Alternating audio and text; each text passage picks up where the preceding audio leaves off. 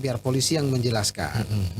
Nanti kita akan coba meminta atau menyampaikan keterangan dari kepolisian senjata jenis apa yang dia pakai. Ditembaklah, ya, terluka 3 orang dan pintu dari kantor MUI Pusat yang memang terbuat dari kaca. Dan saya pernah ke sana, kalau belum diganti itu cukup tebal, Pak. Per sekian senti ketebalan dari pintu bisa ditembak hancur dan berantakan, sudah dapat diduga jenis senjata apa. Ditemukan dokumen-dokumen itu, diantaranya adalah mohon pengakuan kepada MUI bahwa dia adalah wakil Nabi. Jadi minta diakui sama negara. Ngeri kali. Iya. Jadi dia minta, kira-kira kalau bahasa kita sekarang ya, gue nih Nabi nih, lo ngakuin gue gitu. Yang kedua, ingin menyampaikan bahwa 73 golongan yang selamat cuma 1 golongan itu golongan saya, kata dia. Dan saya menyampaikan ini selaku wakil Nabi, bahwa tidak ada lagi Nabi dan Rasul setelah Nabi Muhammad Sallallahu Alaihi Wasallam.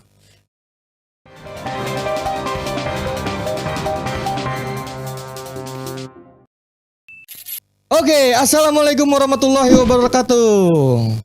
Welcome back to my channel. All things will be discussed in this studio. Sahabat Tea Project dimanapun Anda berada, alhamdulillah hari ini kita berjumpa kembali karena beberapa waktu lalu kita berkonsentrasi untuk beribadah di bulan suci Ramadan, sehingga kita sempat tunda dulu. Nah, kali ini kita akan membahas tentang yang sedang viral beberapa waktu lalu, yaitu dari kejadian yang menimpa di kantor MUI Pusat. Kabar beritanya, pelaku menembak seseorang dan ada korban terluka di situ. Nah, kita tidak tahu apa yang menjadi motivasi orang tersebut datang dan menyerang kantor MUI Pusat. Ini kasus yang bisa dikatakan cukup ramai di perbincangan. Apalagi, apakah itu bagian dari aliran sesatkah? Atau memang sengaja meneror untuk kesakit hatian dia terhadap seseorang? Kita tidak tahu itu, gitu. Namun berita-berita yang sudah tersebar di semua di kalangan media sosial, maka pelaku ini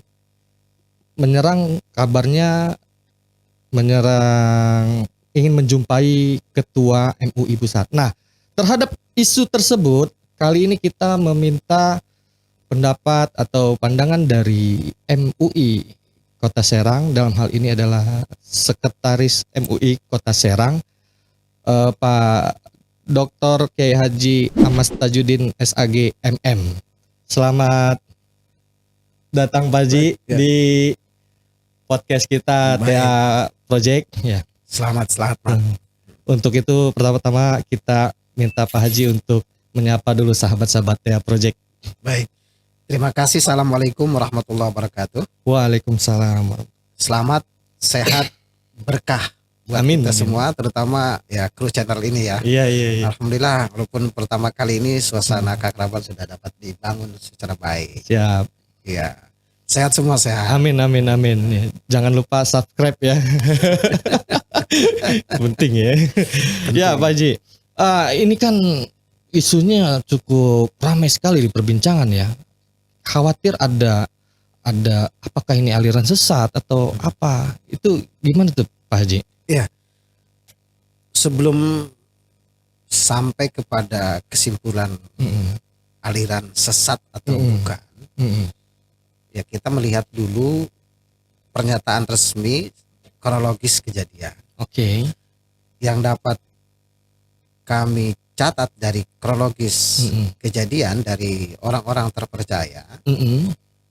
memang si pelaku ini sudah beberapa kali Bertemu ya. berkunjung Berkunjung. ke kantor MUI Pusat. Oke. Nah, kemudian tentu kalau orang berkunjung kan di Mm-mm. depan pasti ditanya lah Ya. ya sama petugas. Ya, dimanapun tempat Dimanapun pasti. tempatnya Iya. pasti Ada lah. siapa nih gitu Ada kan. siapa, dari mana kan Ah. gitu. Ketika ditanya, Ah. Anda mau ketemu siapa? Mm-mm. Mau ketemu dengan ketua. Ya begitu. Mm-mm. Nah, sebagaimana kita maklumi, si petugas tidak dapat mengantarkan orang tersebut Mm-mm. berjumpa dengan ketua. Mm. Nah, salah Karena- satu alasannya karena siapa yang mau dijumpai? Kan ketua itu banyak. Mm-mm. Di MUI itu ada ketua umum, Strukturalnya. strukturnya. Ada beberapa wakil ketua umum. Oke. Baru dari situ ada ketua-ketua, Mm-mm. termasuk di dalamnya ada ketua-ketua komisi. Mm-mm. Tapi banyak.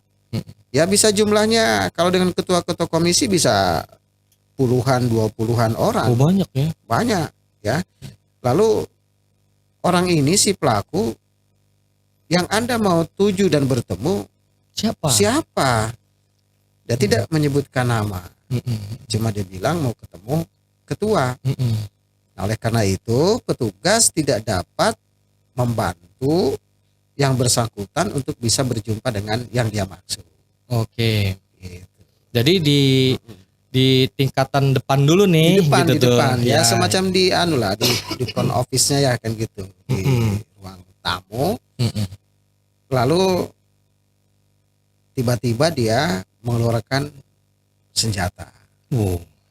Api itu, api. Nah, kalau senjatanya nanti biar polisi yang menjelaskan. Mm-mm. Mm-mm. Nanti kita akan coba meminta atau menyampaikan keterangan dari kepolisian senjata jenis apa yang dia pakai. Mm-mm. Ditembaklah Mm-mm.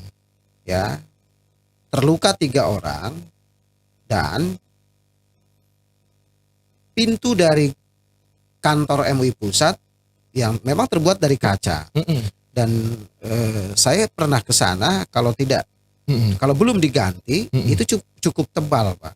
Oke, tebel ya, berapa Tebal. mili itu ya? Namanya kaca yang dibuat untuk pintu ya. Heeh. Pecah itu. Itu berantakan. Oh. Nah, sehingga mungkin kalau kita mau menganalisa bagi para ahli, persekian senti ketebalan dari pintu bisa ditembak hancur dan berantakan, sudah dapat diduga jenis senjata apa. Nah, Setelah terjadi, 3 orang MUI, maksudnya petugas depan atau pegawai lah ya, depan. pegawai di MUI itu terkena luka, dan pelaku pada waktu itu masih nampak sehat.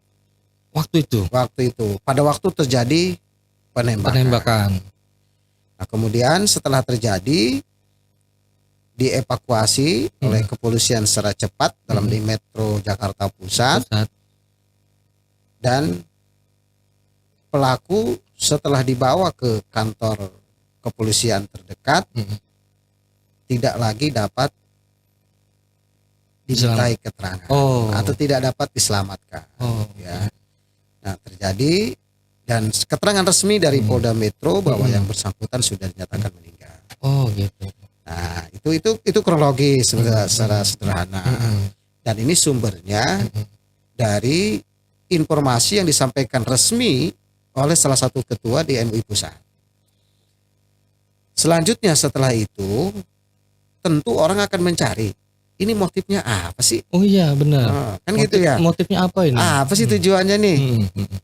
Nah, kemudian hasil penggalian informasi yang disampaikan oleh pihak yang berwenang, dalam ini kepolisian Metro, khususnya Jakarta Pusat, ditemukan bersama ada di dalam tas pelaku. Apa itu?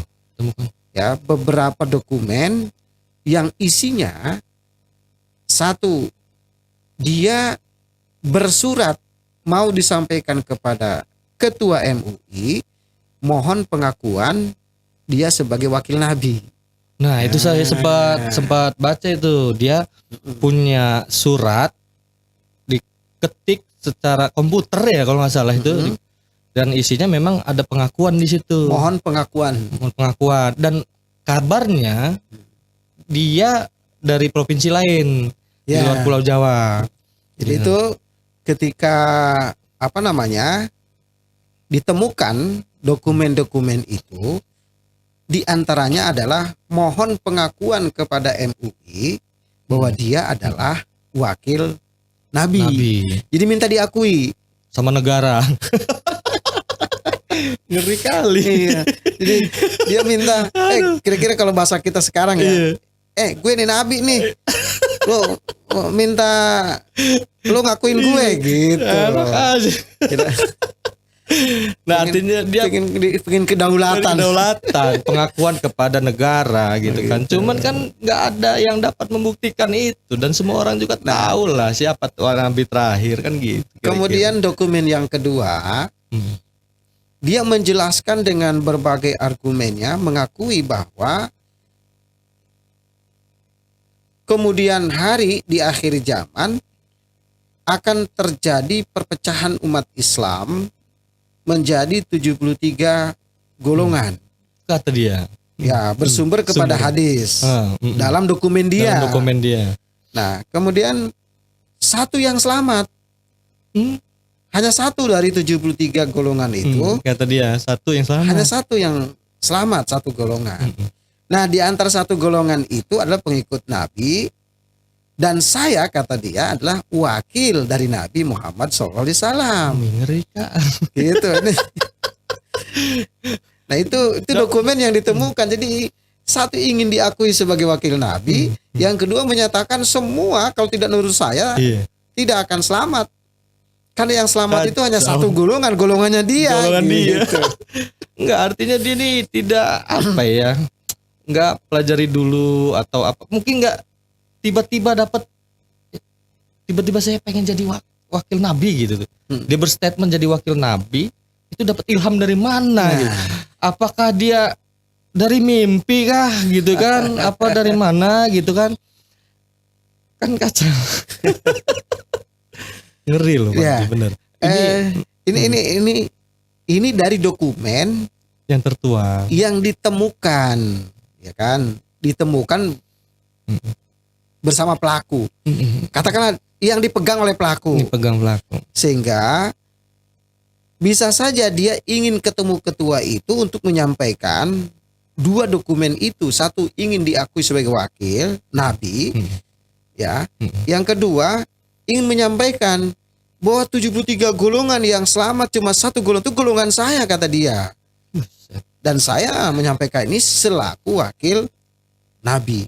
Nah, kemudian apakah benar ada Nabi terakhir selain Nabi Muhammad atau ada wakil Nabi? Nah, ini kan isunya semakin liar. Kami perlu meyakinkan kepada masyarakat. Nah, ini muatannya. Bahwa tidak ada lagi Nabi dan Rasul setelah Nabi Muhammad SAW. Dan Nabi tidak pernah mengangkat seseorang menjadi wakilnya.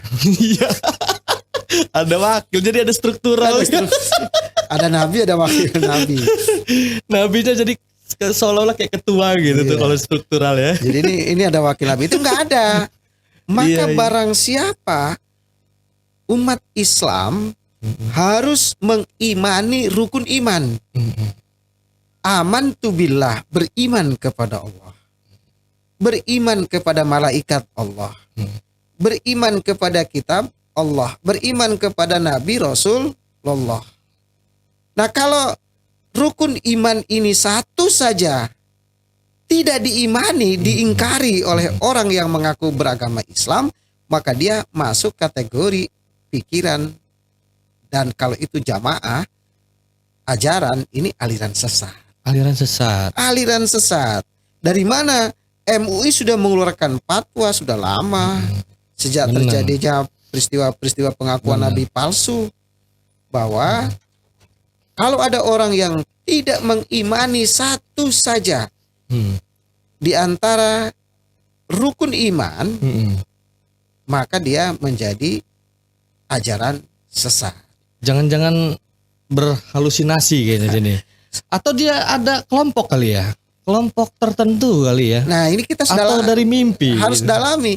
Kalau ini saya alihkan dulu sebagai contoh ya. Di Kota Serang ada orang yang mengaku sebagai titisan Nabi Khidir, Iya dulu. ya kan? Iya. Ini di Pisenda nih. Biar teman-teman tahu di Pisenda, Iya. Pernah denger deh. ya kan? Dia mengaku sebagai titisan Nabi Khidir dan akan naik pangkat, mau dilantik jadi Nabi Khidir. Ada pelantikan itu. Ada pelantikan Nabi Khidir. Nah, dari mana dia memperoleh keyakinan itu? Dalam konteks titisan Nabi Khidir yang ada di Pisenda, Kota Serang ini, dia mengatakan saya mendapatkan ajaran langsung. Ya, kalau tadi Mas Trio bilang ini dapat wangsit dari mimpi-mimpi dia sejak kecil sampai hari ini dia masih bermimpi bertemu dengan Nabi Khidir. Dan dialah yang mengajarkan Kata dia. kepada orang tersebut bahwa kamu adalah titisanku. Kamu adalah titisan. Itu dalam bahasa kita sehari-hari mungkin terjemahan ringkasnya adalah ya anak. Titisan itu titisan darah misalnya ya. Nah, Mas Trio titisan Sultan Hasanuddin, berarti kok ada anak keturunan Turunan. ya. Nah, ini dia mengaku diajarkan Nabi Khidir sebagai titisan Nabi Khidir, atau lebih pendek kita terjemahkan menjadi anak Nabi Khidir. Nah, kami segera melakukan upaya Sidak. pencegahan, Sidak lah sebenarnya. ya, meminta keterangan dari bersangkutan, kemudian kami juga luruskan keyakinan-keyakinannya, dan orang tersebut telah menyatakan kesanggupan kembali kepada jalan yang benar Oh, alhamdulillah. dan sanggup untuk dibina oleh MUI. MUI. Nah, ini contoh yang Iya. di Kota Serang. Kota Serang. Nah, lalu bagaimana dengan pelaku yang di kantor MUI pusat? Dari dokumen yang ditemukan itu, dia ingin diakui sebagai wakil Nabi. Ini saya kira cara berpikir dan ajaran, kalau disebut sebuah ajaran, ini ajaran tidak benar. Ya, kalau dalam bahasa MUI ini ajaran sesat, Jalan sesat. ya. Dan dari manakah dia memperoleh? Ya, secara sekilas kami belum mendapatkan keterangan secara faktual dari mana dia mendapatkan keyakinan tersebut. Tetapi secara umum keyakinan-keyakinan tersebut diperoleh, pengakuannya nanti diperoleh melalui ilham, wangsit, bertemu malaikat. Itu modus-modusnya. Iya. Ya. Dan banyak sekali orang yang sudah mengaku sebagai nabi. Iya. Ya, kalau ditanya, saya sekarang dinobatkan jadi nabi, saya baru saja mendapatkan wahyu. Nah, ini kan ini Besar. model modus yang seringkali kita dengar, kita lihat dari para peminat Ya. nabi palsu. Peminat. Saya bilang peminat. Nah, terus jauh ke masa lampau. Ya, ada juga yang mengaku nabi seperti misalnya Mirza Ghulam Ahmad. Ya, Mirza Ghulam Di Ahmad Kota ini Serang. di Provinsi Banten sudah ada, dan itu terjadi yang disebut dengan peristiwa Cikesik. Oh. Ya, saya mengingat kita peristiwa Cikesik. Ada Jemaat Ahmadiyah namanya. Jemaat Ahmadiyah ini salah satu keyakinan menyimpangnya adalah mengklaim bahwa nabi terakhir itu bernama Mirza Ghulam Ahmad, dan itu dianut, diyakini oleh seseorang bernama Suparman di Cikesik, yang akhirnya terjadilah peristiwa berdarah di Cikesik, Pandeglang. Dan pada waktu itu Gubernur Provinsi Banten, Ibu Atut Ratu Atut Khosyah, dia mengeluarkan keputusan gubernur dalam bentuk pergub bahwa tidak lagi ada dan tidak boleh mengajarkan, mengembangkan paham dan atau ajaran Ahmadiyah di seluruh wilayah hukum Provinsi Banten. Oh, induknya di Pandeglang itu ya, induk awal. Terjadi peristiwa Cikesik, tapi kalau induk Ahmadiyahnya pusat kegiatan Asia Tenggara semua sudah maklum itu berada di Parung. Sudah cukup besar memang Sudah nih. cukup besar. Iya. Nah ini saya sedang ingin menjelaskan modus pengakuan sebagai nabi asal usul dari mana. Nah kan ada tadi memperoleh katanya lewat mimpi. Ada yang katanya memperoleh langsung ketemu malaikat memberikan wahyu. Dan banyak lagi.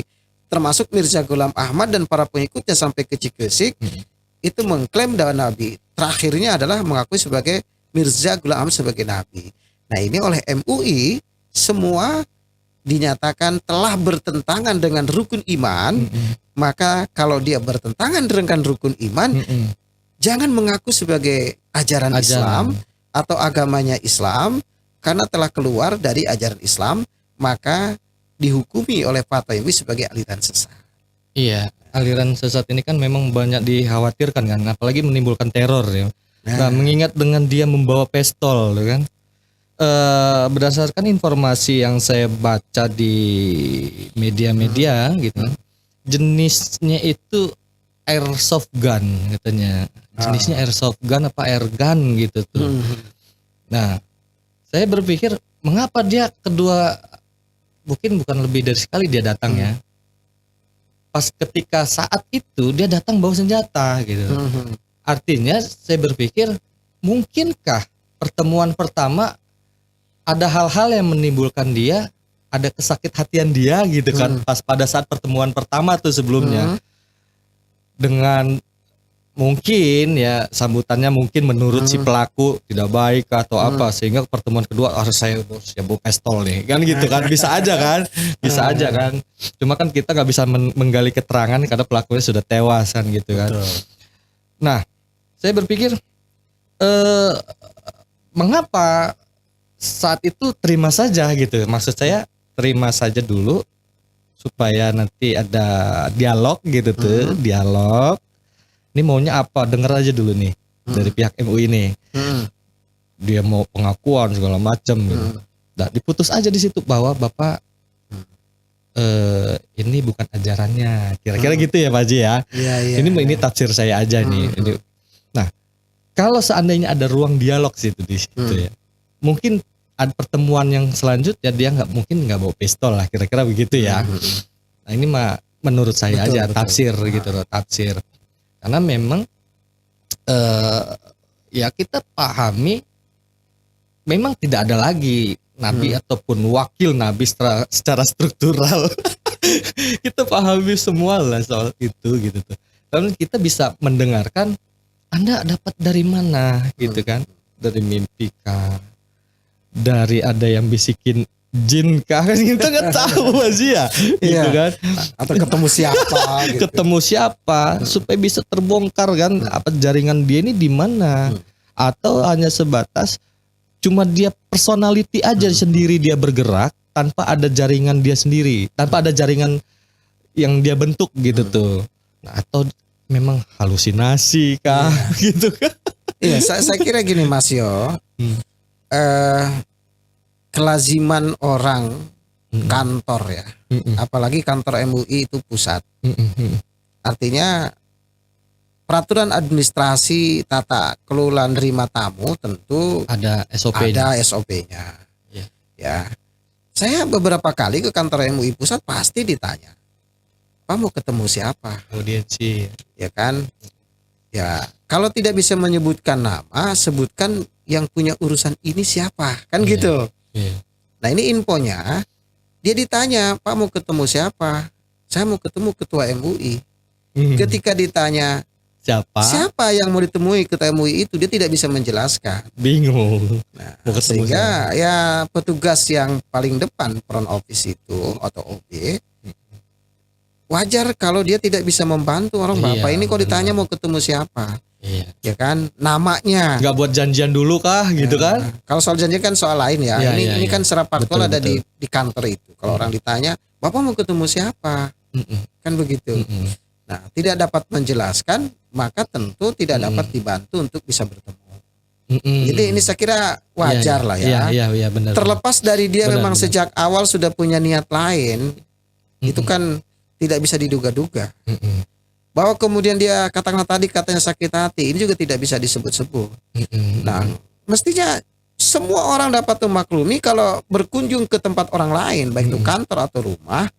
Nah, kalau ditanya mau ketemu siapa kan, Iya benar Pak Haji. SOP paling tidak ya. bisa menyebutkan, oh saya namanya tidak tahu Iya, misalnya yang mau ditemui, tapi saya punya urusan ini dengan siapa saya bisa ketemu, Iya. kan lain. Lain Ya kita ceritanya. juga di MUI Kota kan saya selaku sekretaris umum udah biasa nerima tamu. Bapak Ibu mau ketemu siapa? Saya mau ketemu orang MUI aja. Urusan apa Bu? Bisa saya bantu? Ini loh Bu, apa soal misalnya sertifikasi halal. Oh kalau itu Bapak Ibu saya rekomendasikan saya panggil petugasnya biar ketemu dengan Ibu. Nah itu kan SOP-nya kalau ditanya, Iya benar. kamu ketemu siapa? Mau Benar. ketemu ketua? Iya. Siapa namanya? Siapa? Iya benar Pak Haji. Nama tidak disebutkan, keperluan material apa yang mau dibicarakan tidak disebutkan ya kan, Iya. pasti petugas tidak dapat membantunya. Iya, seberapa urgensi dia mau bertemu Iya, gitu kan. gitu. Apalagi dia mungkin dari di luar provinsi Jawa dia atau di provinsi lain. Nah, dia kan bisa lah mungkin ya menurut MUI bisa diselesaikan di tingkat daerah kan gitu ya. Kalau sudah materinya Kalau materi muncul gitu kan. Kenapa langsung ke pusat? Kan Langsung kira-kira gitu pusat. ya, Pak Haji ya. betul Iya, dan iya. kami mendapatkan informasi yang patut didalami oleh aparat. Setelah diketahui pelaku ternyata beridentitas inisial M, ya kan? Oke. Dan alamatnya beredar di media sosial dalam bentuk KTP itu beralamat di Lampung. Lampung. Nah, kami mendengar dari otoritas ahli yang di bidang ini bahwa yang bersangkutan pelaku itu patut diduga memiliki jaringan sampai ke yang disebut negara Islam Indonesia. Oh. Nah, kan gitu. Nah Iya. ini kalau terjakan tadi jaringannya kemana saja? Ini ada dari Lampung yang ya dari sana dari Lampungnya, dari aktivis Lampung bahwa ini patut diduga memiliki jaringan kuat dengan kelompok NII. NII. Ya kan? Nah kalau itu muncul lagi persoalan-persoalan, apakah ini muncul berkaitan situasi politik menjelang pemilu 2024? Iya iya Nah, iya. kan ini lebih seru Iya, lagi. Lebih seru lagi ya benar. Ya. Benar Pak Haji benar. Lebih seru lagi Iya. karena kalau pengalaman kita di masa-masa pemilu mendekat di 2019 tempo hari kan suasana masyarakat kiri kanan depan belakang itu semakin menegangkan dalam sosial politik ya. Iya. Nah, makin dekat ke 2024 dan sekarang di masa-masa tegang.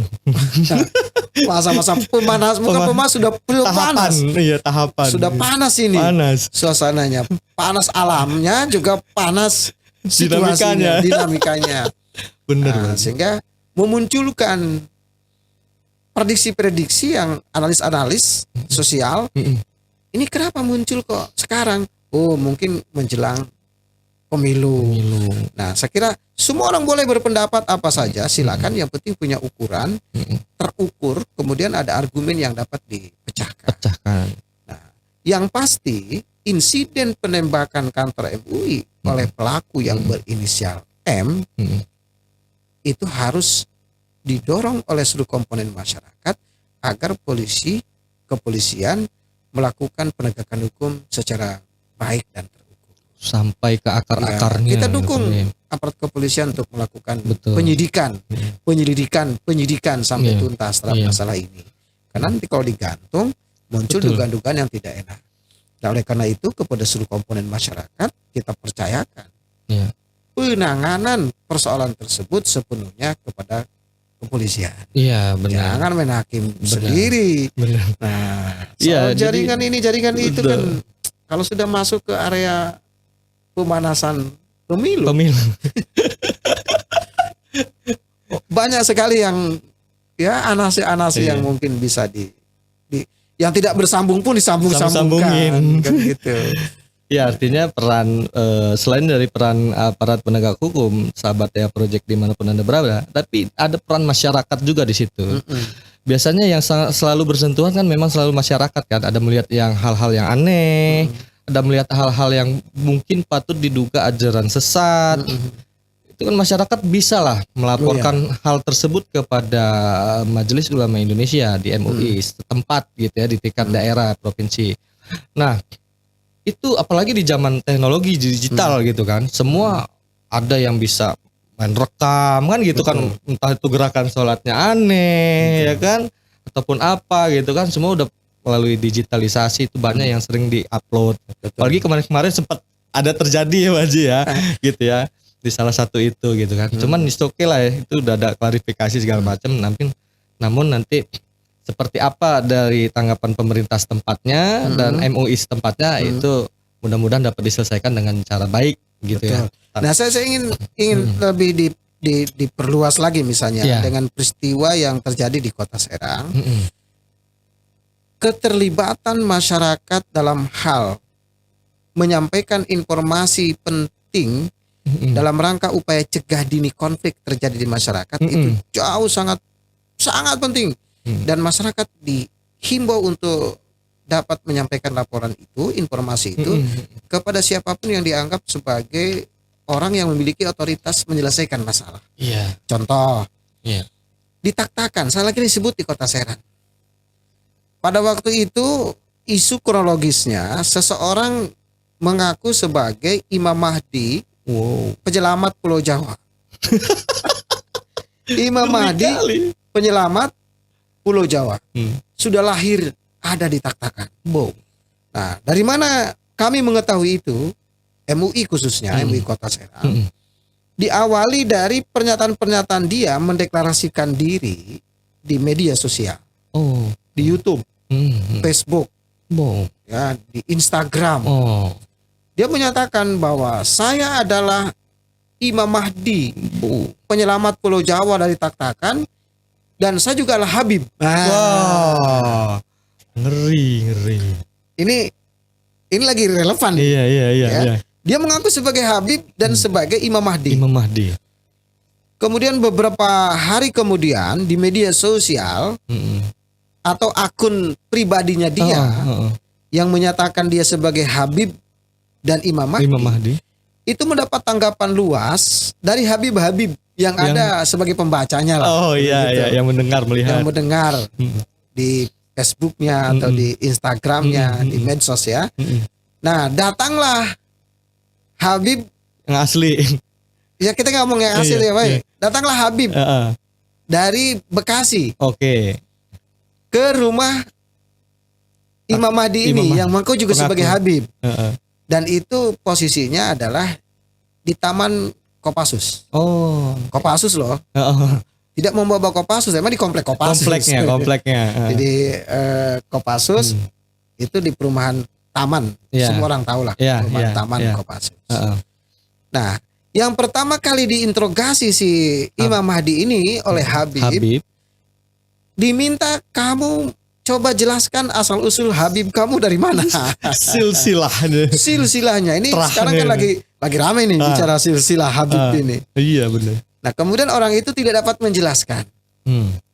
Nah, kemudian kamu mengaku Imam Mahdi.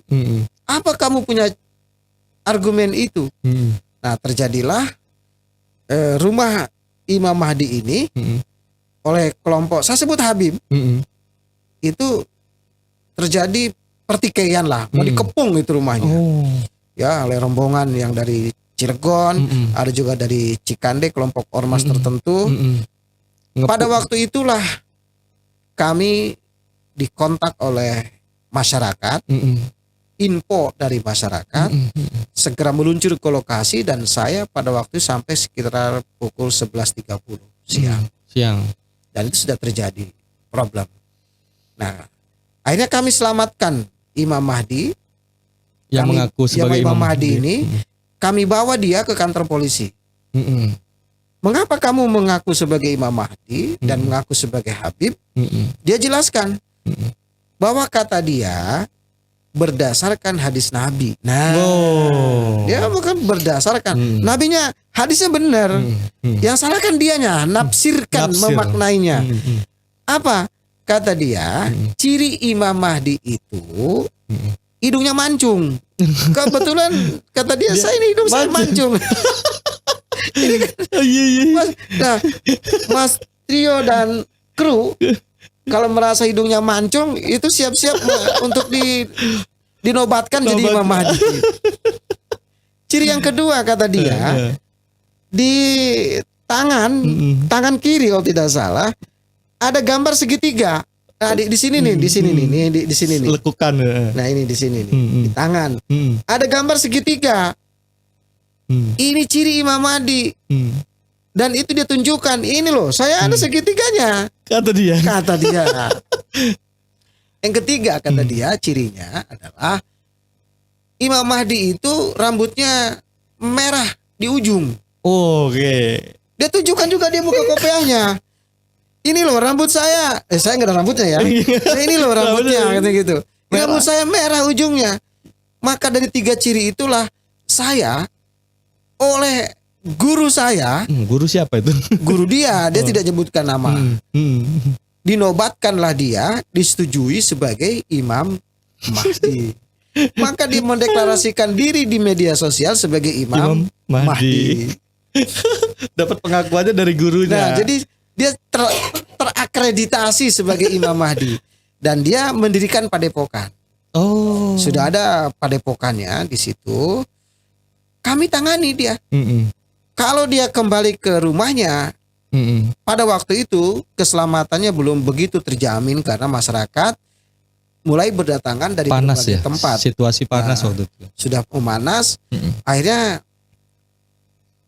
pada sampai tengah malam dari sore, dari siang, kita ajak bicara panjang lebar di kantor kepolisian Serang, dan akhirnya dia membuat pernyataan kekeliruan. Bahwa dia pada saat itu kepada saya di hadapan kami, di hadapan MUI dan kepolisian mengaku keliru sebagai Imam Mahdi dan juga dia akan kembali ke jalan yang benar. Kami bimbing dan kami bina. Dan dia menyatakan tidak ada niat macam-macam mengaku sebagai Habib, melainkan itu hanya perintah bahwa Imam Mahdi itu kata dia juga harus berasal dari Habib. Iya ya. Nah, saya tidak ini sedang membahas Habib yang lagi ramai sekarang ya. Ini nanti kita plotting lagi waktu khusus untuk bicara Habib. Iya benar. Ini bicara aliran sesatnya. Aliran sesatnya. Kemudian modus berikutnya, Ratu Ubur-ubur. Nah iya itu rame tuh. Ratu Ubur-ubur itu sudah 17 tahun dia bikin kerajaan di Kota Serang. Iya rame bener. Ya. Dia bikin kerajaan Ratu Ubur di Kasemen, diusir warga, pindah. Terakhir dia di Ciracas. Ada 11 keyakinan dari Ratu Ubur-ubur yang dinyatakan pendapat kami di MUI itu menyimpang. Misalnya, ini salah satunya bahwa bagi umat Islam itu harus beriman kepada Nabi Muhammad SAW sebagai Nabi akhir zaman. Ini sudah benar. Yes. Kelirunya di mana? Dia berkeyakinan bahwa Nabi Muhammad SAW yang dimaksud bukan sebagai seorang laki-laki, melainkan seorang perempuan kelahiran Sumedang. Nah, ini penyimpangannya ini. Kelahiran Sumedang. Maka kata yang saya terkenal di Serang ini kan Sumedang itu pedagang tahu. Iya, tahu Sumedang. Bukan Nabi. Nah, dia mengklaim Sumedang. Ya, tahu Sumedang kan populer. Betul. Dan dia orang Sumedang. Iya. Sehingga kenapa dia mengaku dan yakin bahwa Nabi Muhammad itu adalah seorang perempuan kelahiran Sumedang. Wah, ini kacau. Keyakinan yang pertama ini. Keyakinan yang kedua, dia mengatakan bahwa saya ini kadang jadi malaikat, kadang jadi Ratu Roro Kidul, kadang saya jadi diri saya sendiri. Punya 3 kepribadian. Punya 3 kepribadian, ya, pengakuan dirinya. Bahwa saya sekarang sedang menjalankan dan menjelma menjadi Ratu Roro Kidul. Kenapa Ratu Roro Kidul? Dia bacakan ayat. Surat Al-Baqarah di awal, walladzina yu'minuna bil ghaibi, beriman kepada yang gaib. Umat Islam harus iman, percaya kepada yang gaib. Tapi menurut dia ayat itu maksudnya ada percayalah kepada Nyi Roro Kidul dan saya sebagai jelamaannya. Nah ini dua nih kayak gitu. Emang aneh-aneh. Tafsirnya banyak Ini yang menyimpang. menyesatkan ini kayak gini-gini. Iya. Yang ketiga ini yang menurut saya juga paling fatal, Apa itu Pak Haji? bahwa Allah punya kuburan di Ciracas. Akhirnya masyarakat tidak lagi terbendung pada waktu itu. Iya. Saya di lokasi sudah ada. Saya sudah dari pagi sampai malam sampai besok nyalakan saya tanganin itu. Saya selaku sekretaris umum MUI Kota Serang sampai hari ini. Nah, saya minta aparat kepolisian Polres Serang Kota segera menangani itu, mengevakuasi orang tersebut dari rumahnya di Ciracas dibawa ke kantor polisi. Kenapa? Khawatir masyarakat hilap. Nah, kebenaran Kapolres Kota Serang waktu itu adalah AKBP Komarudin. Sekarang di Metro ya. dia Polres Metro Jakarta Pusat, Iya. Kombes Komarudin, Iya. nangani juga berkaitan dengan pelaku penembakan Iya. aliran sesat mengaku wakil Nabi. Iya. Nah, ini Pak Komarudin punya pengalaman punya nih. history ya, punya history. Makanya Benar. selamat, saya sangat, kami mendukung Pak Kombes Komarudin Kapolres Jakarta Pusat agar menyelesaikan, dan dia punya pengalaman menyelesaikan ratu ubur-ubur di Kota Serang. Iya. Nah itu Jadi memang dari mana? Saya kan bertanya juga, kenapa Anda punya keyakinan itu? Ya, dia mendapatkan wangsit, dia mendapatkan wahyu. Dan jangan lupa ratu ubur-ubur sudah 1000 lebih pengikutnya. banyak ya. 1000 lebih pengikutnya dari berbagai daerah, Pulau Jawa dan Lampung. Dan dia sudah membentuk 5 kementerian. 5 menteri di Ciracas itu, 5 kementerian. Ya, menteri doa dan pelayanan. Ya, ada tuh khusus menteri tukang doa. Ada menteri keamanan dan pembantuan pemancingan.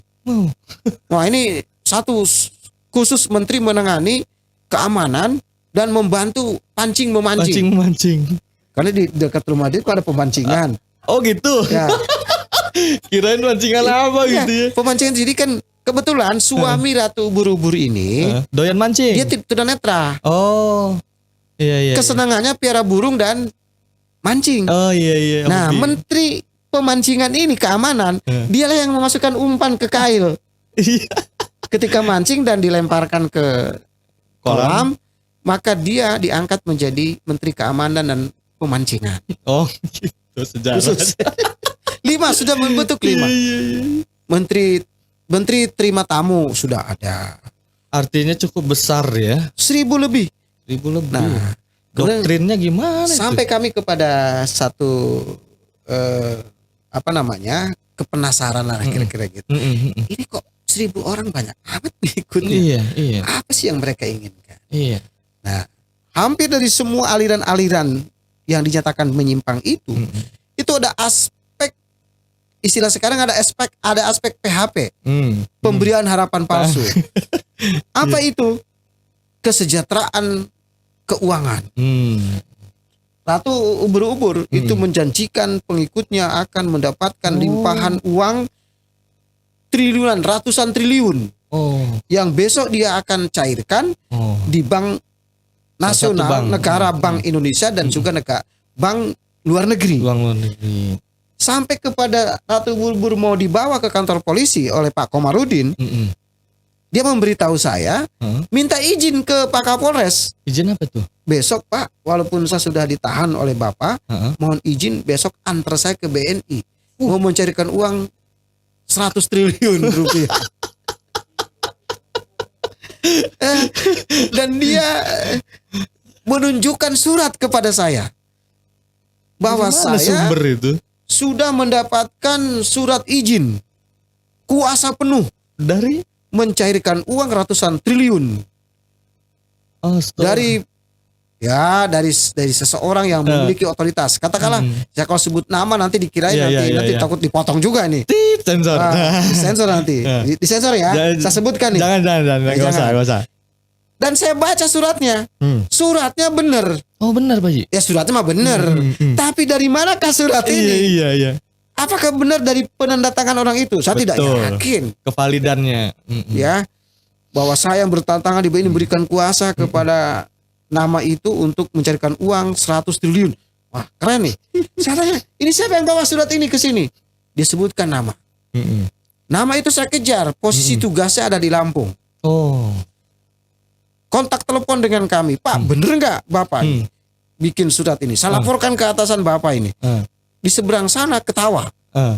Aja kita bilang dalam hati. Ternyata inilah otaknya yang berkaitan dengan surat. Oh. Jadi kami sampaikan kepada masyarakat, surat itu adalah surat palsu, bikinan.